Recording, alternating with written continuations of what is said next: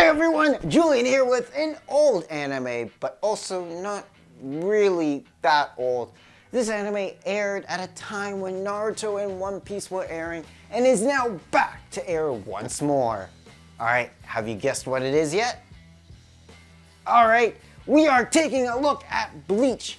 And not the bleach you use to clean your clothes. Naruto isn't good either for washing clothes, please don't do it. Haha! I'm talking about Tite Kubo's Bleach, 1,000-Year Blood War.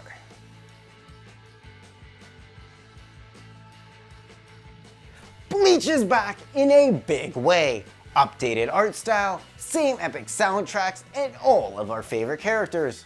Well, sort of. A bit of spoilers ahead, but if you've already seen or read the manga, then you kind of already know, and if you already watched the anime and just checking out this review, you also know. Anyway, first off, I want to start off by saying this is part 1 of 4 parts which they said that they would air, with the second part coming in July of 2023. Alright, so let's actually talk about this first part. The minute the first episode started, seeing all the characters return felt amazing. Like I was back in 2010 watching Ichigo fight in the Soul Society. The nostalgia is very strong with this series to me. Bleach had one of the best fight sequences to me, and they have proven that they still have it today in this series as well. I read an article saying that this is the series that fans have been waiting for and have wanted, and I actually kind of agree. The series feels right at home, like as if Bleach has never stopped. All of the good parts are there despite so much time passing.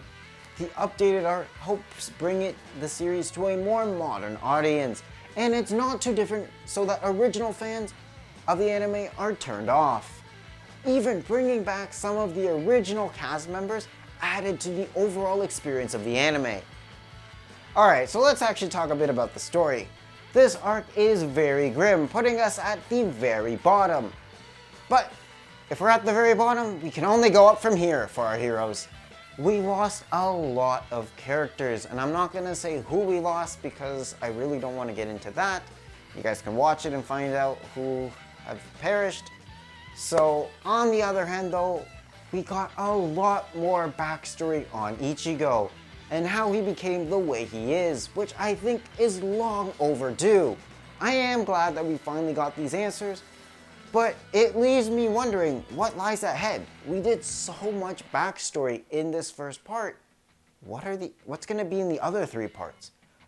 Was this part just mostly focusing at the past and putting us at the very bottom, feeling very defeated? And like I said, we can only go up from here, so the next 3 parts are going to be non-stop rising action? Like, I'm kind of curious. Though, unlike the original series, this series feels as if the story is rushed. I know it's only supposed to get 4 parts, so let's assume each part is 13 episodes long, like the first part. That would only be about 52 episodes in total. I feel like this arc is too big to fit in that amount of episodes, and it would be rather long and tell a full story since the manga is already over. I mean, why does it matter how many episodes we cap out at? Why are we capping out at only 4 parts? I think they should have done is they could have drawn it out as long as possible, make sure they got every detail from the manga into the anime. I mean, I could be wrong, maybe the manga is this fast paced and we are actually pacing quite well. I could be wrong, but it just feels as if they're trying to push through it, and I feel like 52 episodes to end off the series is a bit less than what I was hoping for. Like, I was kind of hoping for about 100 episodes, but I mean, okay, I should be happy and glad that at least we're getting 52, and we're kind of getting like the final act of Inuyasha for Bleach here, so I shouldn't argue too much. I mean, I should just be happy Bleach is back.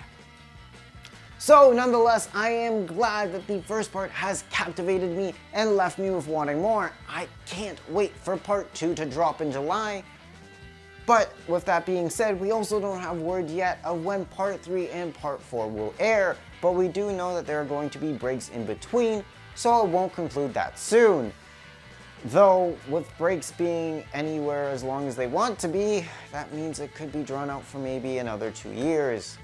I mean, I'm hoping that we'll get maybe 2 parts within 2024. I mean, I don't think, since it's going to be airing during the summer split, I don't think it'll air during the fall, which would mean that it could potentially air during the winter season of 2024 and the fall season of 2024. Now it's time for Romance Corner, and actually there's not much to talk about in this area. I mean, Ichigo and Orihime really didn't get a lot of screen time during this first part, so I can't really talk about it yet. I mean, I know they're supposed to be the couple at the end and they're supposed to get together, but we really didn't get to see them together too much. And I mean, talking about Ichigo's dad with Ichigo's mom, yes, we got to see them a bit, but we didn't get to see them be very couple, and we didn't get to see so many dates. So I'm not going to quite talk about their relationship, though I am happy they got together and produced Ichigo. So I guess there isn't much to talk about yet here. So we'll shuffle on. Now it's time for the 3 reasons why you should be watching this anime.